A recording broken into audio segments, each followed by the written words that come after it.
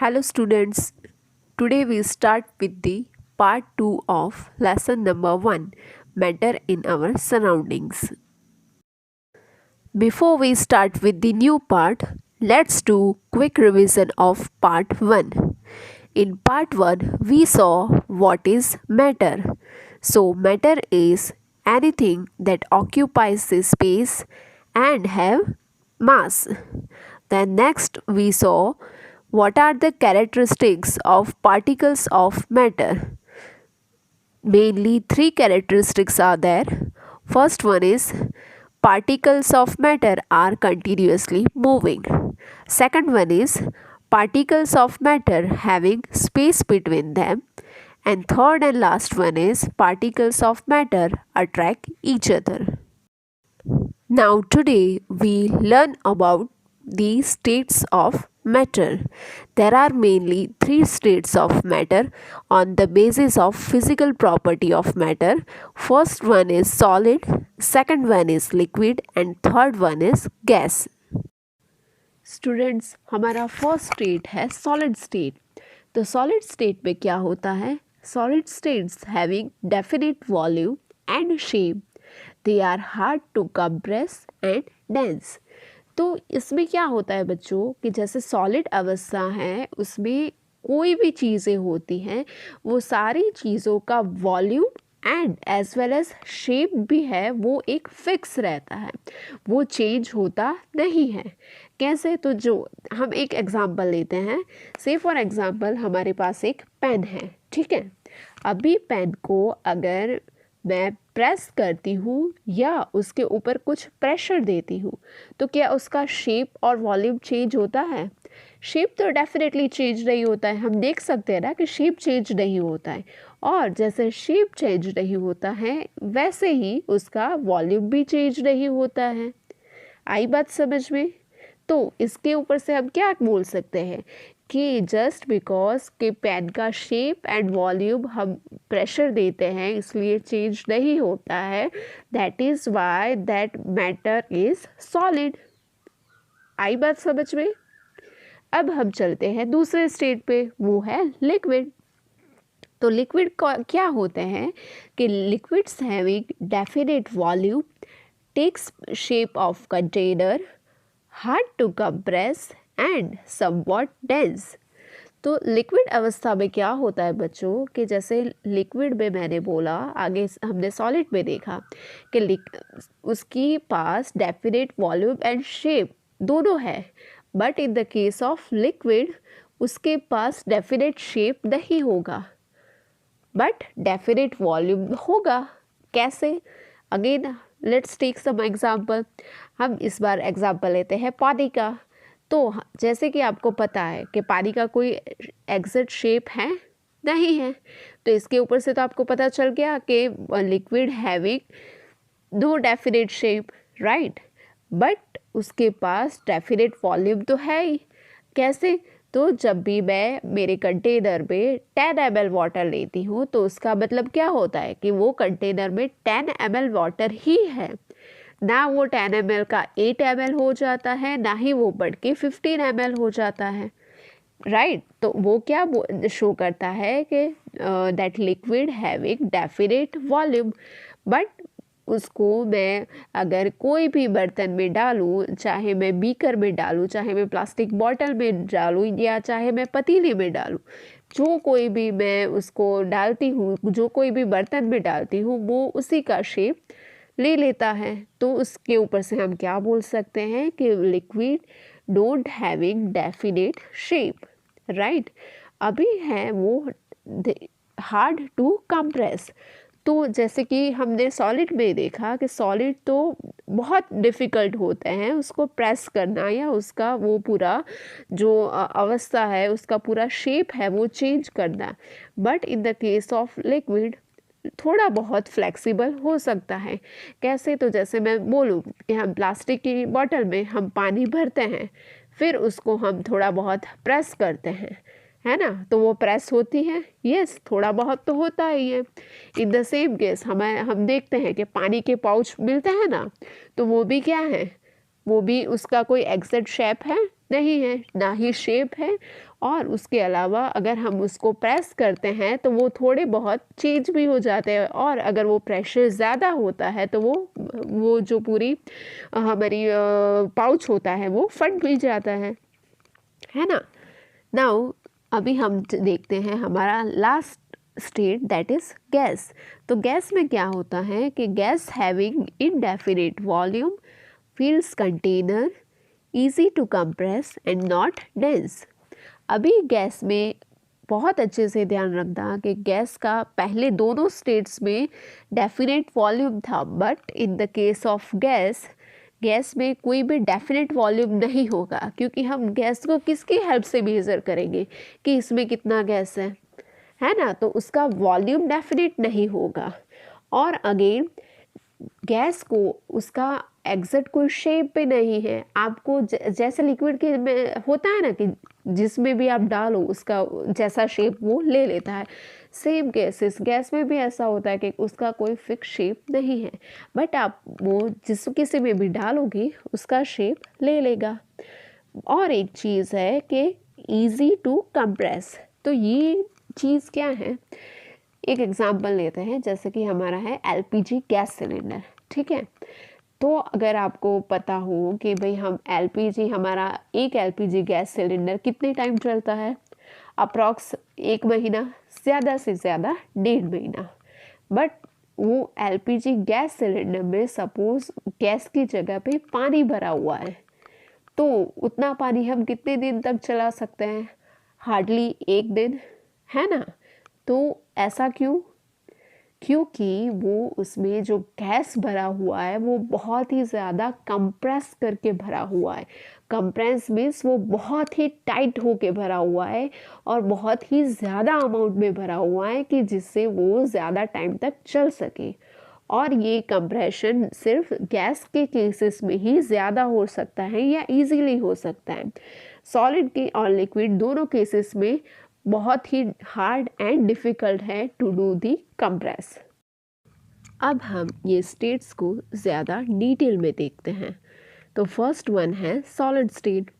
तो उसमें जैसे कि आप इमेज में देख सकते हैं, have defined shape and defined volume, जैसे कि हमने आगे डिस्कस किया। फिर नेक्स्ट पॉइंट है solids do not confirm to containers, try to fit a brick into a soda bottle. Same आगे हमने डिस्कस किया कि उसका जो परफेक्ट एग्जैक्ट शेप है उसकी वजह से हम उसको किसी भी और चीज़ में अगर हम डालना चाहें तो वो उसका शेप नहीं लेगा। उसका एक एग्जांपल बोला है कि जैसे कि एक ब्रिक होती है, एक ईंट होती है, अगर हम वो ईंट को किसी भी बकेट में या किसी भी और चीज़ में डालते हैं तो क्या वो उसका शेप चेंज हो जाता है? नहीं। थर्ड पॉइंट है additionally they are the most difficult phase of matter to penetrate, it's really hard to push your finger through a brick. तो ये थर्ड पॉइंट में क्या बोलता है कि वो बहुत ही डिफ़िकल्ट होता है कि उसमें हम कुछ किसी भी चीज़ को अंदर घुसा सकें। से फॉर एग्ज़ाम्पल अगर मेरा एक वुडन का डोर है, लकड़ी का डोर है, दरवाज़ा है, ठीक है, उसमें अगर मुझे एक कुछ भी लगाना हो, ठीक है, तो वो लगाने के लिए मैं उसको इजीली लगा सकूँगी? नहीं। मुझे क्या करना पड़ेगा, उसको पहले हैमर की हेल्प से उसमें एक पिन लगानी पड़ेगी, फिर उसके बाद मैं चाहे कुछ भी टांगना चाहूँ उसके ऊपर टांग सकती हूँ। बट वो पिन को सपोज़ मैं ऐसे ही घुसेड़ूँ दरवाजे में तो क्या वो लग जाएगी? नहीं। क्यों? क्योंकि वो बहुत ही उसके जो मॉलिक्यूल्स होते हैं सॉलिड में वो बहुत ही क्लोजली अटैच होते हैं। दैट्स वाई उसमें अगर हम कुछ भी अंदर पेनिट्रेट करना चाहे तो वो इजीली नहीं होगा। एंड लास्ट पॉइंट है solids are hard to penetrate because of the way their molecules are arranged. जैसे कि मैंने बात की कि उसमें जो मॉलिक्यूल्स होते हैं वो बहुत ही टाइटली अरेंज होते हैं, इसीलिए अगर मैं उसमें कुछ भी चीज़ डालना चाहूँ तो वो इजीली नहीं जाएगी। चलिए अब हम कुछ एग्जाम्पल्स देख लेते हैं सॉलिड के। तो कौन कौन सी चीज़ें हैं जो सॉलिड में आ सकती हैं? Ice, cheese, bricks, wood, watch, diamond, glass and many more. इसके अलावा भी बहुत सारी चीज़ें हैं आपके आसपास है, आप कहीं जाते हो तो बहुत सारी चीज़ें ऐसे देखते होंगे कि जो आती है हमारे सॉलिड स्टेट में। अब हमारा नेक्स्ट स्टेट है लिक्विड स्टेट। तो उसमें हमारा फर्स्ट पॉइंट है the force of attraction between the particles is somewhat strong but not as strong as that of solid. तो जैसे कि सॉलिड में मैंने बताया कि सॉलिड में जो जो एटम्स होते हैं, मॉलिक्यूल्स होते हैं, उसकी अरेंजमेंट बहुत ही ज़्यादा नज़दीक होती है एक दूसरे से। तो उसकी वजह से वो उनका बीच में जो अट्रैक्शन होता है वो बहुत ही ज़्यादा होता है। But in the case of liquid, वो जो एक दूसरे के बीच में गैप होती है मॉलिक्यूल के बीच में, वो थोड़ी सी ज़्यादा होती है। So that is why the force of attraction is strong but not as strong as solid. दूसरा पॉइंट है the particles are close together almost as close as solid. Again same ही है कि उसमें जो पार्टिकल्स की अरेंजमेंट होती है वो नज़दीक होती है, बट सबसे ज़्यादा नज़दीक होती है सॉलिड में। थर्ड पॉइंट है the particles are free to move. तो उसमें जैसे पार्टिकल्स होते हैं, जैसे कि मैंने बोला पहले ही कि सॉलिड में बहुत ही नज़दीक होते हैं, लिक्विड में थोड़े थोड़े दूर दूर होते हैं। तो इसकी वजह से वो फ्री होते हैं, वो मूव कर सकते हैं, वो घूम सकते हैं। जैसे कि हमें पता है कि पानी है तो पानी बहता है, मिल्क है तो मिल्क भी बहता है, वो भी मूवेबल है। तो ये क्या शो करता है कि उसमें जो भी पार्टिकल्स है वो भी उसके साथ साथ मूवमेंट करते हैं, घूमते रहते हैं। फोर्थ पॉइंट है a liquid has a definite volume but no definite shape. So a liquid takes the shape of its container. आगे मैंने ऑलरेडी डिस्कस कर दिया है ये। आप जिस किसी भी कंटेनर में आप डालोगे वो उसका शेप ले लेगा। एंड लास्ट पॉइंट है liquids are considered not compressible because the particles are so close together. ये भी पॉइंट आगे डिस्कस हो गया है कि उसके जो पार्टिकल्स होते हैं वो एक दूसरे से नज़दीक होते हैं, इसकी वजह से उसको हम कंप्रेस नहीं कर सकते, और कर भी सकते हैं तो वो बहुत ही कम मात्रा में। ठीक है, चलिए अब देख लेते हैं लिक्विड की कुछ एग्जांपल्स। तो जैसे कि आप इमेज में देख सकते हैं juice, water, oil, milk, soft drinks, vinegar and इसके अलावा भी बहुत सारी चीज़ें जैसे कि कैरोसिन है, पेट्रोल है, बहुत से एग्जाम्पल इसके अलावा भी आप लिख सकते हो। हमारा थर्ड एंड लास्ट फेज है गैसेस। तो गैसेस में फर्स्ट पॉइंट है there is no force of attraction between the particles. जैसे हमने आगे ऑलरेडी देख लिया कि उसके जो मॉलिक्यूल्स है, उसके जो पार्टिकल्स हैं वो एक दूसरे से दूर दूर होते हैं, तो इसकी वजह से उस पार्टिकल्स के बीच में कोई अट्रैक्शन होता नहीं है। फिर सेकंड पॉइंट है gas particles are far apart, वो एक दूसरे से दूर दूर होते हैं। थर्ड पॉइंट है the high energy particles move freely. तो जैसे कि ये पार्टिकल्स एक दूसरे से दूर दूर होते हैं तो उसकी मतलब क्या होता है कि वो उतने ही फ्रीली एक दूसरे से मूव कर सकते हैं। जैसे कि हवा चलती है ना, तो हवा जैसे मूव होती है उसके साथ साथ उसमें जो पार्टिकल्स रहते हैं वो भी मूव करते हैं। फिर फोर्थ पॉइंट है a gas has no definite shape and no definite volume. As we discussed earlier कि उसका कोई एग्जैक्ट शेप भी नहीं होता है, ना ही उसका कोई फिक्स्ड वॉल्यूम होता है। And last point is gases are very compressible due to the great space between the particles. ये भी मैंने एलपीजी का एग्जांपल देके समझा दिया कि ये जो आप ऊपर इमेज में देख सकते हो कि जो पार्टिकल्स हैं वो एक दूसरे से दूर दूर है ना, तो ये दूर दूर है मीन्स कि उनके बीच में स्पेस है। तो स्पेस होती है तो उसकी हेल्प से क्या होता है कि जितना आप प्रेस करोगे तो वो जो दूसरे मॉलिक्यूल्स हैं, जो दूसरे पार्टिकल्स हैं, वो स्पेस में आ जाएंगे। तो वो क्या हो जाएगा, उतना जल्दी उतना ज़्यादा कंप्रेस होगा, और जितना ज़्यादा कंप्रेस होगा उतना ज़्यादा अमाउंट में आ जाएगा। अंडरस्टूड? ये कुछ एग्जांपल्स हैं गैसेस के, जैसे कि आप इमेज में देख सकते हैं। Steam, oxygen, carbon dioxide, tear gases, helium, hydrogen, air, this all are the examples of gases.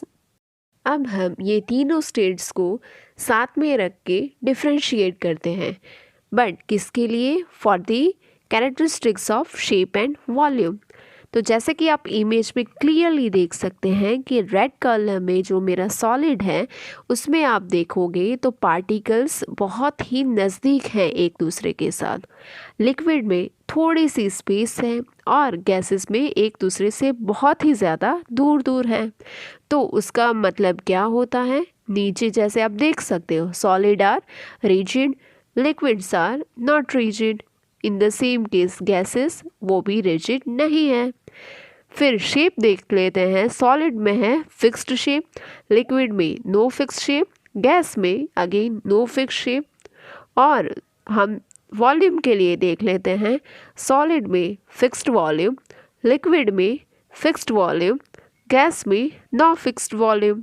But यहाँ पे आप यही सारी चीज़ हमने आगे भी कर ली है, बट ये तीनों को हम एक साथ रख के डिफ्रेंशिएट कर लिया, जिससे कि आपको ज़्यादा क्लियरिटी आ जाए। अब हम ये तीनों स्टेट्स के पार्टिकल्स की अरेंजमेंट, मूवमेंट एंड क्लोजनेस को सेम डिफ्रेंशिएट करके देखते हैं। तो जैसे कि आप इमेज में देख सकते हैं, अरेंजमेंट में है सॉलिड में आएंगे रेगुलर अरेंजमेंट, लिक्विड में आएंगे रैंडमली अरेंज्ड, एंड गैस में आएंगे रैंडमली अरेंज्ड। रैंडमली मीन्स उसका कुछ फिक्स पैटर्न नहीं होता है, कहीं पर भी वो होते हैं। फिर सेकंड पॉइंट है मूवमेंट ऑफ पार्टिकल्स। तो सॉलिड में आप देख सकते हैं vibrate about a fixed position, liquid में देख सकते हैं move around each other, and gas में देख सकते हैं move quickly in all direction. ये भी हमने आगे डिस्कस कर लिया। और लास्ट पॉइंट है क्लोजनेस ऑफ पार्टिकल। तो सॉलिड में है वेरी क्लोज, आप देख सकते हो इमेज में बहुत ही नज़दीक हैं सारे पार्टिकल्स। लिक्विड में है क्लोज, क्लोज मीन्स कि क्लोज तो है बट सॉलिड के जैसे बिल्कुल नज़दीक नहीं है। और गैस में है फार अपार्ट, मीन्स कि वो थोड़े थोड़े दूर हैं। आई होप बच्चों आपको यहाँ तक का सॉलिड, लिक्विड एंड गैसेस तीनों स्टेट्स का डिफ्रेंशिएशन अच्छे से पता चल गया होगा। ये आप इमेज में देख सकते हो, कुछ और एग्जांपल्स हैं together solid, liquid and gases के।